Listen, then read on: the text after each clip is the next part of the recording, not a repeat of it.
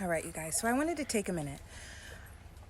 I posted something the other day on my Facebook. I don't know if I posted it here. I don't think I posted it here on Instagram or TikTok, obviously, because it's not a video. But I was talking about the burdens or the conflicts energetically, spiritually, I find myself in working within a current system that promotes things, promotes techniques that I disagree with, that I find as spiritually harmful. Now, in that post, this is what I actually want to focus on. In that post, I talk about those who are choosing to be numb, right? Specifically those who are suffering from substance abuse issues, right? Wanting to be numb, and why? And then I go on to talk about how these are beings who are under the influence of Medusa. Now, when I talk to you guys about this, I talk about this in my book, and I talk about this in my content. I am someone that firmly promotes and firmly believes in the power of spirit.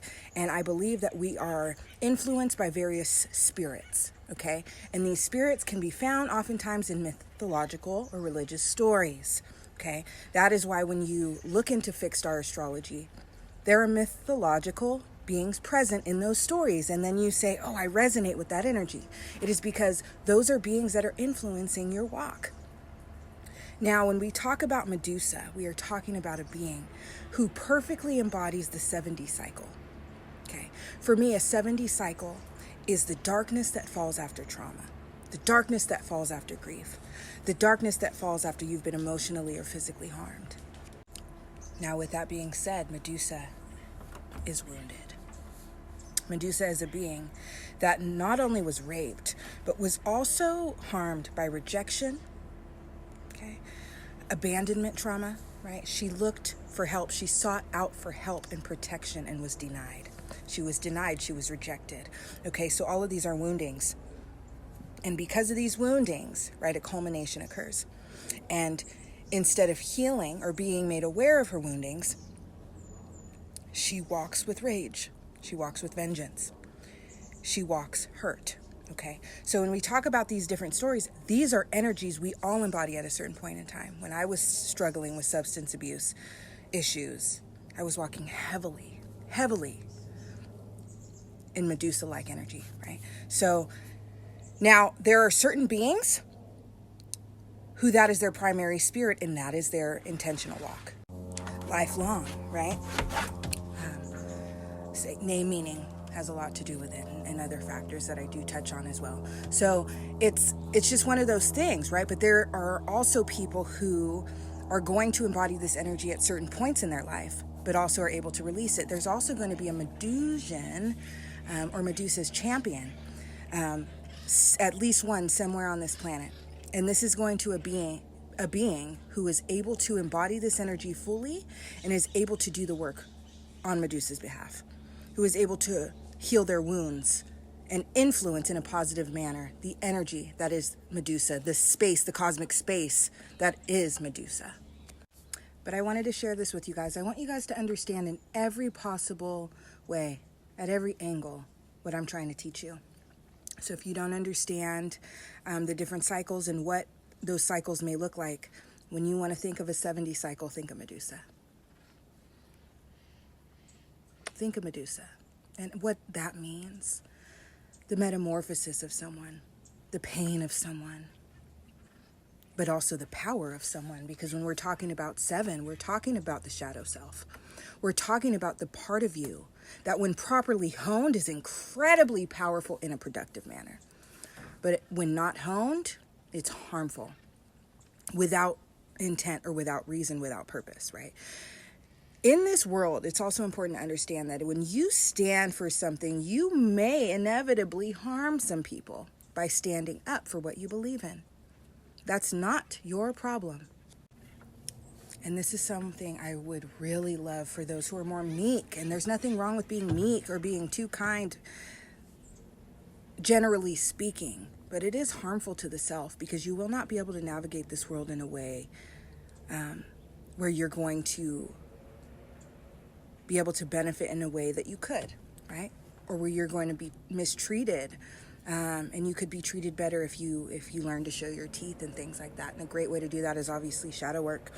But there are also other techniques other than actually doing inner work, right? To gain awareness. For example, if you are someone that consumes alcohol, hopefully in a moderated manner, hopefully you're not struggling with substance abuse issues. But if you can be conscious in those moments and pay attention to certain aspects of you that come out, certain behavioral patterns that are released, and this is important. Why?